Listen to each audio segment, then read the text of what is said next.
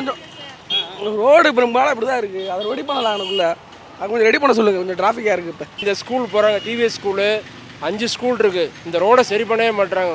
நீங்கள் பார்த்து நல்லபடியாக பண்ண சொல்லுங்கள். இப்போ பாருங்கள், லாரி முந்தா நேற்று ஒரு குப்பை வண்டியில் மாட்டிச்சு. 2 நாள் அப்படி நின்றுட்டு இருந்துச்சு. இப்போ இந்த லாரி மாட்டிருக்கு. ஒரு ஆட்டோவும் போகாது.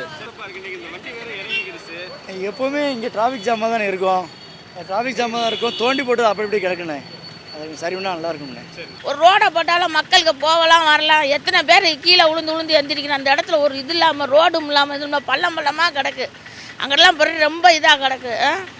இந்த ஏரி இந்த கீழே விழுந்தா வவுர் இந்த வலிக்குது எனக்கு. கீழே இந்த குட்பை இது மாதிரி டப்புன்னு தூக்கி அடிச்சிருச்சு. மக்கள் இந்த ரயில இதே வேலையாக போச்சு. செய்திகளை உடனுக்குடனும் துல்லியமாகவும் தெரிந்து கொள்ள சப்ஸ்கிரைப் பண்ணுங்க.